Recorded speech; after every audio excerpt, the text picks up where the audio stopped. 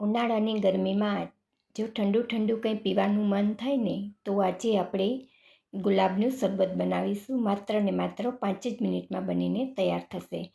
તો એના માટે અહીંયા મેં દેશી ગુલાબની પસંદગી કરી છે. તો આપણે હંમેશા દેશી ગુલાબ જ લેવાના છે. તો આ ગુલાબની પાંખડીને મેં 3 થી 4 વખત પાણીથી ધોઈ અને કોરી કરેલી છે, કેમ કે આની પહેલાં મેં ગુલકંદ બનાવેલું છે. એટલે જ્યારે ગુલકંદ બનાવીને ત્યારે તો આપણે પાંખડીને કોરી કરવી જ પડતી હોય છે. એટલે મેં થોડી બચાવેલી પાંખડી છે, જેનું હું આજે સિરપ બનાવીશ.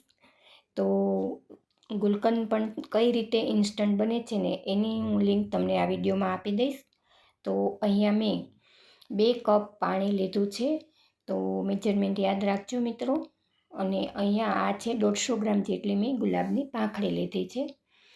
તો આપણે ગેસની ફ્લેમ મીડિયમ ટુ સ્લો રાખી અને આ ગુલાબની પાંખડીને આપણે ભીની થાય ને ત્યાં સુધી ફેરવતું રહેવાનું. થોડી વાર ફેરવશું ને એટલે પાણી ઉકળી જાય ને પછી આપણે એ ચલાવવું નહીં પડે, કેમ કે આ પાંખડી છે ને એ ડૂબતી જશે. અને જો પાંખડીનો કલર આપણે ચેન્જ થાય ને જે એકદમ કલર ચેન્જ થઈ જશે. જુઓ તમે જોઈ શકો છો ને કે પાંખડીનો બધો કલર છે ને એ પાણીમાં આવી ગયો છે. પાંખડી એકદમ આપણી સફેદ થઈ ગઈ છે. તો આ સ્ટેજ ઉપર આપણે ગેસની ફ્લેમ બંધ કરી દઈશું અને આ પાણીને આપણે એક વાસણમાં લઈ લઈશું. તો જુઓ તમે જોઈ શકો છો ને કે પાંખડી છે ને એ બધી વ્હાઇટ કલરની થઈ ગઈ છે. આ સ્ટેજ સુધી આપણે રાખવાનું છે. એ માત્ર 5 મિનિટ એ નહીં થાય ત્યાં આપણે પાંખડી છે ને એનો કલર બદલી દેશે. તો હવે આ રીતે આપણે જ્યુસ ગાળવાનો ગરણો હોય ને એમાં આપણે ગાળી લેવાનું.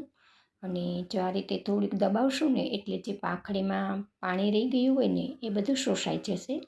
અને હવે આ પંખુડી છે ને એ આપણે હવે કોઈ ઉપયોગમાં નથી આવવાની, એટલે આપણે એને ફેંકી દઈશું. તો હવે અહીંયા આપણે કોઈ ફૂડ કલરનો ઉપયોગ નહીં કરીએ આ સિરપ શરબત બનાવવા માટે.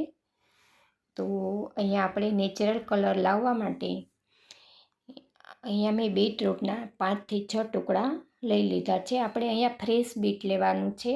એને આપણે મિક્સર ગ્રાઇન્ડરમાં એકદમ થોડું એવું પાણી કરી અને આ રીતે પ્યુરી બનાવી લેવાની છે. અને આ પ્યુરીને પણ આપણે એ ગરણાથી ગાળી લેવાની છે, જેથી કરીને જે કોઈ એમાં ટુકડા રહી ગયા હોય ને બીટના એ નીકળી જાય.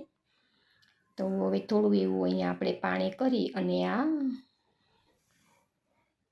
પવાલાને આપણે વિસરી અને એમાં કરી દઈશું. એટલે જે બીટનું નેચરલ કલર હશે ને એ બધું આ પાણીમાં આવી જશે. અને જે વધારાનું છે ને એને આપણે છોડી દઈશું. તો જુઓ તમે જોઈ શકો છો ને કે કેટલો સુંદર કલર આવ્યો છે. આપણે અહીંયા કોઈ ફૂડ કલર વાપરવાનું નથી, કેમ કે લાંબો સમય જો આપણે આ સિરપ રાખવું છે ને તો અહીંયા આપણે આ નેચરલ કલર જ લઈશું.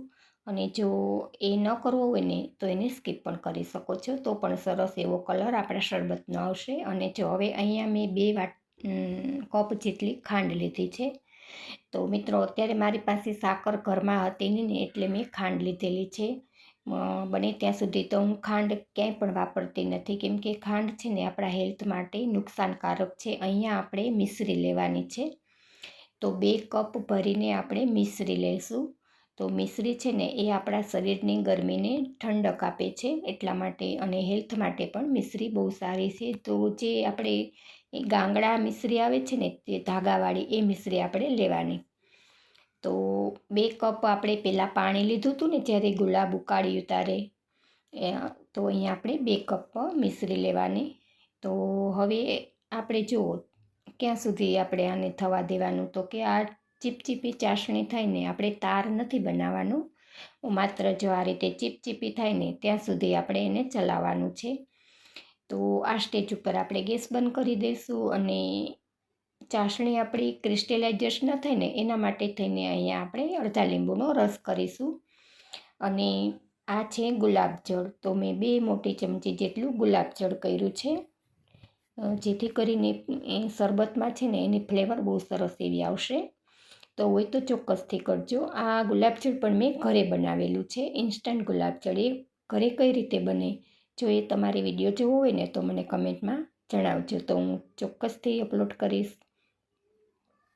તો હવે આપણે છે ને આ સિરપને આપણે એક બીજા વાસણમાં લઈ લઈશું, જેથી કરીને એ ઝડપથી ઠરી પણ જાય અને ચાસણી ક્રિસ્ટલાઇઝેશન થાય. તો તમે જોઈ શકો છો કે આપણે જો આંગળી ટચ કરીએ અને આપણે ગરમ ન લાગે ને આ સિરપ, એટલે આપણે એને કોઈ એરટાઇટ બરણીમાં, એટલે કે કાચની કોઈ શીશો હોય ને તો શીશામાં ભરી દેવાનું, નહીંતર આ રીતે બરણીને આપણે બરાબર સાફ કરી અને લૂછી કોરી કરી અને પછી આપણે એને ભરી અને તમે પૂરો ઉનાળો રાખી શકો છો એને ફ્રીજમાં. તો તૈયાર થઈ ગયું છે આપણું શરબત સિરપ. તો હવે આપણે શરબત પણ બનાવી લઈએ. તો અહીંયા એક કડાઈમાં મેં આઈસના ટુકડા લઈ લીધા છે બરફના, અને હવે આપણે 5 ગ્લાસ બને ને એટલું શરબત કરીશું. તો અહીંયા આપણે 1/4 કપ જેટલું મેં સિરપ લીધું છે અને 5 કપ એટલે ગ્લાસ, નાના ગ્લાસ આવે છે ને, એ મેં દૂધ લીધું છે. તો હવે આપણે એને એમાં કરી દઈશું. અને જો આપણી પાસે ગુલાબની તાજી પંખુડી હોય ને તો એ પણ એમાં કરી દઈશું. અને અહીંયા આપણે શરીરને વધારે ઠંડક આપવા માટે જે તકમરિયા આવે છે ને, એ તકમરિયા મેં અહીંયા ચમચી 1 જેટલા એમ જ કરેલા છે. જો તમારે પહેલેથી જ શરબત બનાવવાની તૈયારી હોય ને તો તમે થોડીવાર 15થી 20 મિનિટ માટે જો આ તકમરિયાને પાણીમાં પલાળશો ને તો સરસ એવા ફૂલી જાય છે. પણ મારે શરબત અત્યારે સર્વ નથી કરવું, એટલે એ જ્યારે લેવાનું થશે ને ત્યારે એ ફૂલી જશે. તો હવે પાણીમાં શરબત કઈ રીતે બને તો એ પણ બતાવું. તો અહીંયા 3થી 4 ચમચી જેટલો આપણે શરબત સિરપ લઈ અને બરફના ટુકડા કરી અને જે આપણે બોટલમાં પાણી હોય ને એ ગ્લાસમાં કરી દેવાનું. અને આમાં પણ આપણે ગુલાબની પાંખુડીથી એને સજાવી દઈશું. અને આ શરબતમાં પણ તમે તકમરિયાને પલાળીને કરી શકો છો, જેથી શરીરને બહુ સારું ઠંડક એવી આપે છે. તો જો ઉનાળાની ગરમીમાં જો આવું શરબત 1 ગ્લાસ રોજ પી લેશો ને તો તમને બિલકુલ શરીરમાં ગરમી કે લૂ કાંઈ પણ નહીં લાગે.